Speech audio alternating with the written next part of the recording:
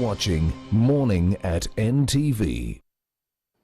Welcome back and many thanks for staying with us right here on Morning at NTV. With me, Romeo Busiku. We are getting into a TechNote conversation for the day. The Uganda Green Enterprise Finance Accelerator aims to facilitate the flow of green finance into the Ugandan SMEs sector through strengthening green, small and medium enterprises and improving available financial mechanisms for SME debt financing.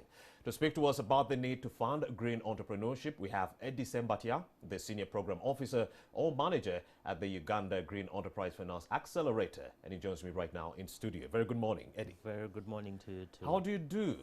I'm great. What should we know about the Uganda Green Enterprise Finance Accelerator, and how will it help dampen this problem? Uganda Green Enterprise Finance Accelerator is a program fully funded by the European Union, and it comes off the back of what the challenges for what we call green SMEs, and I can explain what that means. What we call green SMEs, the challenges they have with accessing finance. That is the problem that we're trying to solve and see. But before we get into the problems plaguing the green SMEs, who is a green entrepreneur? Okay. Yeah. A green entrepreneur is anyone who has a business that is impact oriented. Right. We have what we call the triple bottom line, that is social, economic, environmental. So if your business in any way addresses these issues, social issues, environmental issues, economic issues, we can classify you as a green entrepreneur. These are people who are for business but are also impact oriented. You help to conserve the environment, you help with climate change, you create jobs. You are telling me about gorilla conservation. Yeah. Businesses like Gorilla Conservation is a perfect example of such an entrepreneur. She's blending conservation of gorillas with bits of agriculture and bits of health.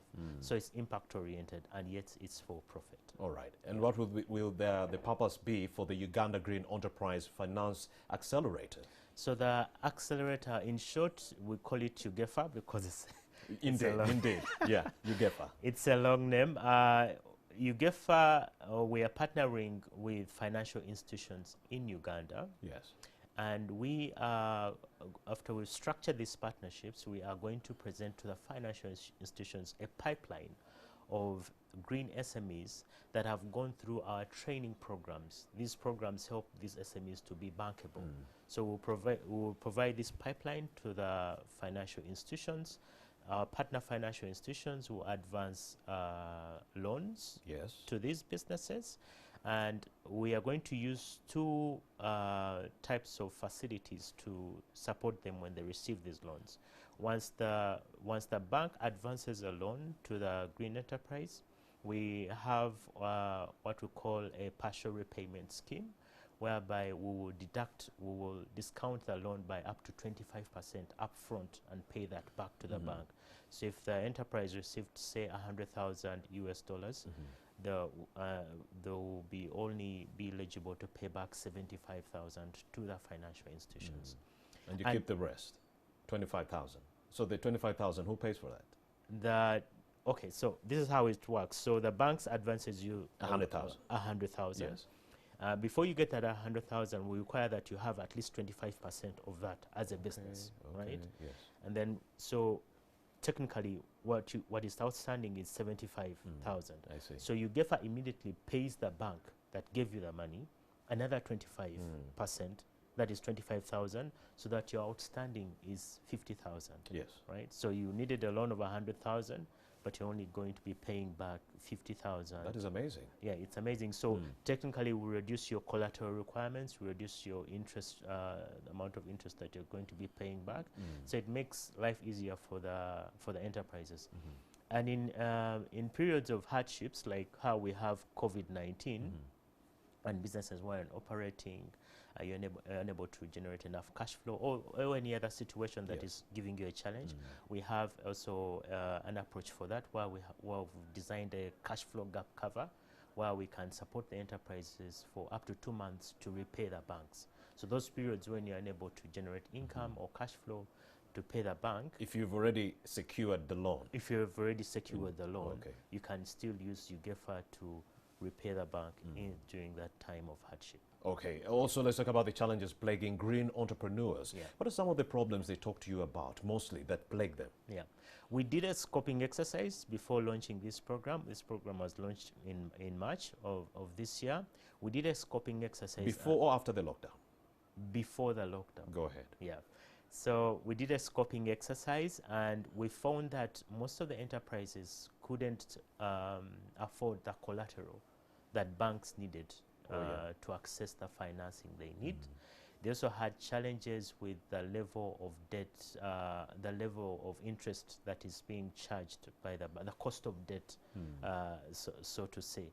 And also, we also interviewed the banks, and one of the some of the challenges they gave us with why they're not advancing loans to green enterprises was the changes in business models. The enterprises have inconsistent business models. So today you are doing real estate, the next day you're manufacturing green teas, right? So there is that inconsistency by our entrepreneurs. Because you're doing so many things as long as they are environmentally friendly. Yes. Okay. So you find that the banks found them very inconsistent. There is no traction for the previous period. So it makes it very difficult for them to give them the financing they need. And of course, there are so many challenges. Let's break them down. Governance. Yes. The governance in some of our SMEs is usually a challenge. What are the processes? You find that most of them don't have processes. Systems like financial systems. Do you have financial systems that you use to control your finances in the business? You find that they don't have audited books. No recordings whatsoever. No recordings. You're not recording your financials. So what we've decided to do as UGEFA, so when we we'll put out a call, and a more open call. We're currently going to do a pilot, but in January we'll have an open call whereby enterprises will be asked to participate. So if you are in energy, if you are in transport or tourism, or if you are in manufacturing, you're eligible to apply for this facility. They'll go through what we call a catalyzer program, which is a training that prepares them to be bankable, right? And we'll be solving some of those issues I've just mentioned that the banks find hard or find challenging to lend to them. And then we'll present this pipeline of trained and well-supported enterprises to the banks to advance the loans.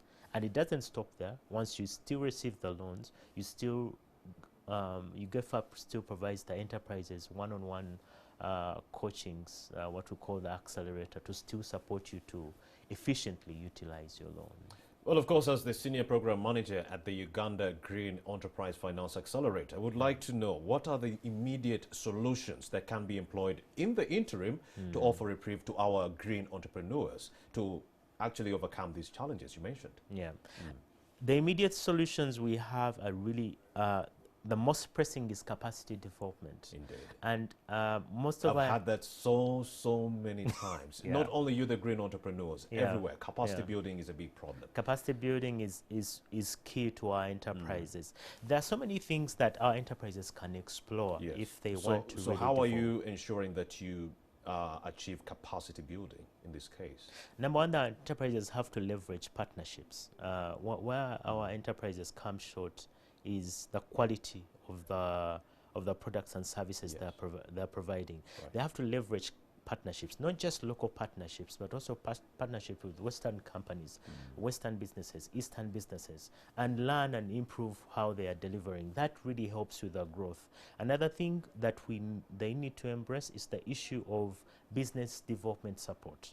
You know, these trainings that I was speaking about. How do you identify your customers? How do you plan for your marketing? How do you brand your business? Most people think that having an idea and going and hitting the street and finding your first customer really defines you running a success. Not really. You have to identify the customer, and that's the only way you can be able to understand what their needs are. Yes. And that's the only way you can retain that same customer. Exactly. Yes, go ahead. Yeah.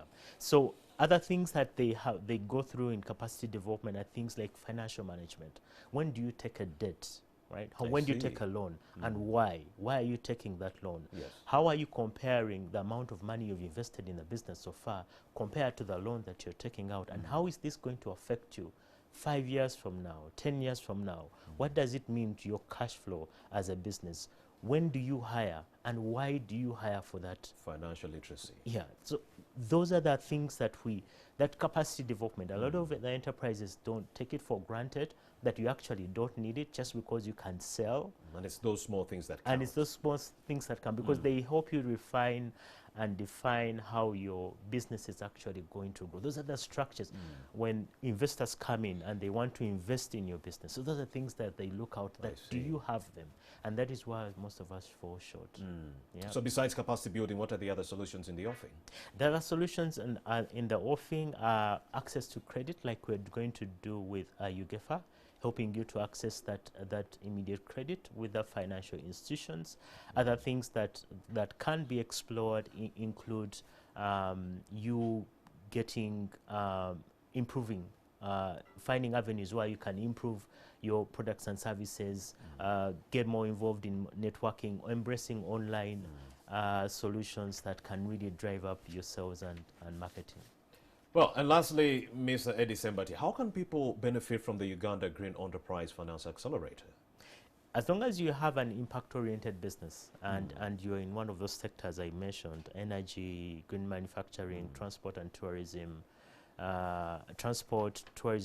tourism, you can qualify. We'll be putting out a call in January where these enterprises can apply, and then you go through our programs to receive this support. Yeah. Eddie Sembatia is a Senior Program Officer at the Uganda Green Enterprise Finance Accelerator, UGEFA. Many thanks for having made the time to speak to us. Thank you so much. And with that, we've come to the end of Morning at NTV. My name is Rami Busiku. Let's interface tomorrow, same time. Do not forget, skyrocketing number of coronavirus cases have now hinged at 5,123 positive cases in Uganda, 58 fatalities, 2,333 people have recovered from the SARS-CoV-2 virus. On the national and the global stage, you have 29.4 million cases plus, yes, and in the United States, that is 6.6 million plus, followed by another country there, India, 5 million. Can you believe, Mr. Sembatia? 5 million positive cases of the coronavirus within India. In third place, you have a country there known as Brazil with 4.3 million plus positive cases of the coronavirus, followed by another country there with 1 million, Russia. That's why we continue to let you know that you have to, number one, ensure social distancing when you go to a very, very crowded place. Social distancing is only part of the story. You have to be wearing a face mask. Disinfect your hands at all times. Keep a small sanitizer. You keep on disinfecting when you're in that crowded place. So that way you'll be able to fight the contraction and the spread of the SARS-CoV-2 virus, which you've gotten to know as the COVID-19 disease. My name is Rami Busiku. I'll be back at 1 p.m. for another update on NTV at 1. Good morning.